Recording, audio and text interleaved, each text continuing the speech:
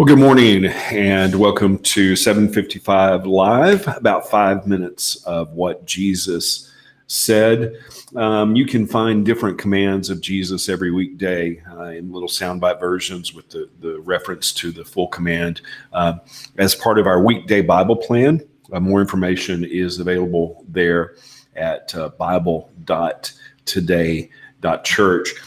Today's Jesus said is from Matthew 6, verse 1 and verses 3 to 4. We're actually going to read 1 through 4 today. Jesus said, "Be quietly generous." That's kind of a summary of what he said there. Matthew 6 is all about our good deeds, but it's about the heart behind the good deeds and making sure that we're not doing good things in order to be seen by others. And he starts out in chapter 6 teaching about giving charitably, being generous. And in verse 1, he says, "Watch out. Don't do your good deeds publicly to be admired by others, for you will lose the reward from your Father in heaven. When you give to someone in need, don't do as the hypocrites do, like those who wear a mask, blowing trumpets in the synagogues and streets to call attention to their acts of charity." Come back to that blowing trumpets analogy there. "I tell you the truth, they have received all the reward they will ever get." So basically, if it's all about getting noticed for giving, that's all the reward you will receive. Verse 3 says, "But when you give to someone in need, don't let your left hand know what your right hand is doing." In this time period, the left hand and the right hand meant your private life and your public life. So keep those separate when you're doing good deeds. Verse 4, "Give your gifts in private, and your Father who sees everything will reward you openly, in fact." So Jesus said, be quietly generous. That whole chapter, he talks about not doing our good things in such a way that others see them.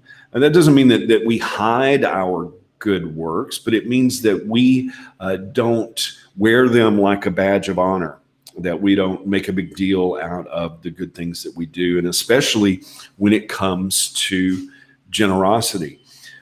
Jesus was teaching in the temple in another place in Mark 12, and then he sat down in the temple. Actually, where he sat was outside the temple, a court called the treasury.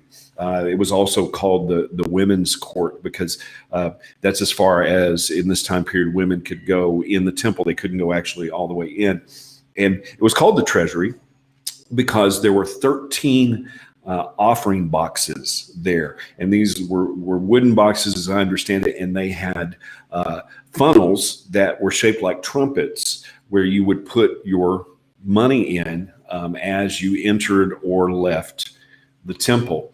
And so there were literally these bronze trumpets, and money at that time was all coins. And so the more you gave, the more noise it would make as you gave into the treasury, into the offering box. And Jesus is sitting there, and he saw these people come and they bring large offerings, and it made a lot of noise. But then there came this little widow, and she gave what's called 2 mites, two almost worthless coins. They say that they were worth about 6 minutes of an average daily wage at that time, which would be virtually nothing to us. And it seemed like such a small offering, and it didn't make much noise in the trumpet on the offering box as it went down. But she gave from her need, not from her abundance. And Jesus said that she gave more than those who blew a trumpet or poured a bunch of coins in and it made a bunch of noise so that everybody could see. It's not the amount that we give, it's the heart that we give from. And if we're just giving from our abundance and not really anything that costs us anything, then what are we really giving?